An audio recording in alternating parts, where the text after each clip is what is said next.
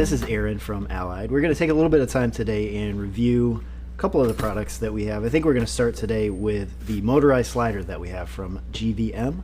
This is the GT-J80D, if you're looking this up. And it comes in this nice little package. This is how they send it to you. I'm going to go ahead and open this up for you. Let's see if I can get it flipped around. So this is what you're going to get.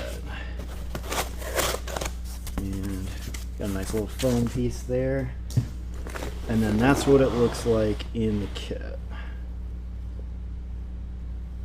Alright. So I'll go ahead and pull the parts out you're going to be using.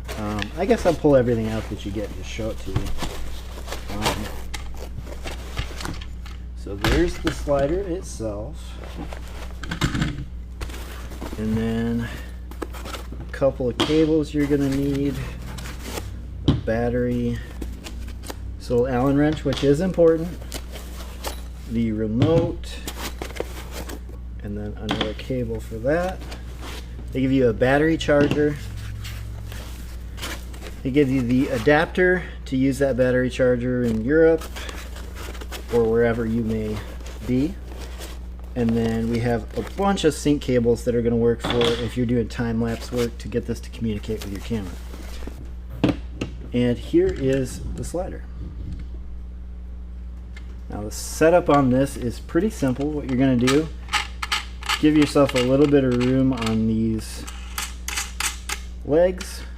And obviously these are meant so that if you're on something uneven, you can still come up with a way of being pretty level at the end of the day. If you're on something level like this, it's just giving yourself enough room to where that motor can operate without being inhibited. Now for us, you can use a ball head here, you can use a nice video head, or you can go directly on with the camera. For what we're going to be doing today, I'm going to go ahead and use this video head because it's pretty convenient. I just have it right here. Once you have this securely on the slider, you do want to use this when you're setting that up. There's a screw back here that you actually use this to push in when you're tightening that, which helps it to not slip on the little motor that it's on. Once you have it set though, you're going to take your remote. You're going to put the battery into the remote.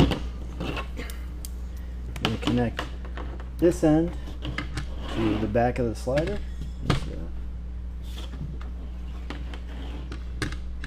And the opposite end goes into your remote. When you go ahead and turn that on, you'll see this little menu comes up. That menu, the first thing that you're going to want to do is you're going to want to go down to setting. Because what you're going to do with that setting is you're basically telling the motor where the start and end points are going to be for the action you want to have on the slider. When I go into that menu, the first thing that's going to come up is going to be set the start point. When I do that, I'll hit this all the way over to the edge. And I don't want to take this all the way to the very edge. I want somewhere that I'm going to be comfortable with. So right there, I hit the center button to stop it. I'm going to hold it to lock that number in. And then I'll hold that again to get back to the previous menu. Next thing I do is I set the end point. Same way I'm going to do that. Move this all the way to this end and I'll lock that in, and then it knows where the start and end is going to be on each side. That looks about right there. So same thing. I hit it to stop it, hold it to lock it in, hold it to go to the previous menu.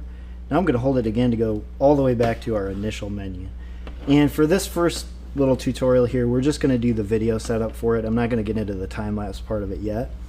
So when we go into the video shot, we'll go into auto mode first, since I already did set the endpoints. When you're in auto mode, you can do the auto loop or auto stop. Auto loop is going to just go back and forth. Auto stop is going to be one pass to the end. So I'm going to go with auto loop. I'm going to hit that. And then I just get this going into a nice loop pattern. Now this is going to work out really well for you if you decide to use this as either an A cam with a really wide shot, or you can even use it as a B with a detail.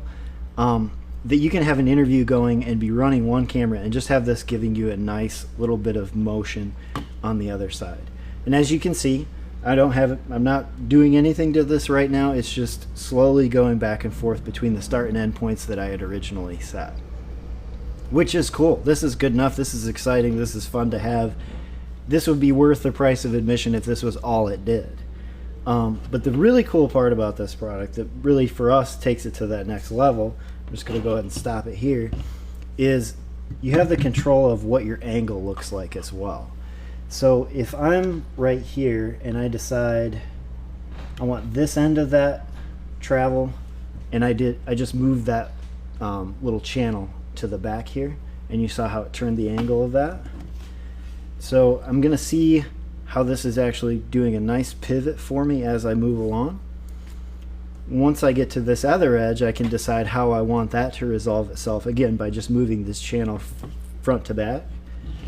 So once I get down to this end, I decide I'm going to want, just to show off the capabilities here, we're going to get a pretty outrageous pan going here.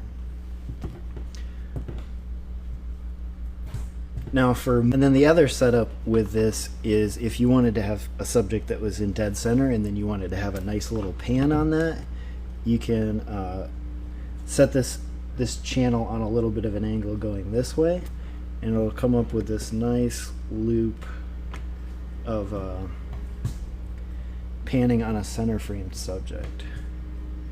Works out really nice for product work. This is also usable in interview settings. But you can see the ease in which I can change the setup, and then also how easily I can change the way that the speed of this goes. This is at 100% right now, and I can take that all the way down. You can see it slow down.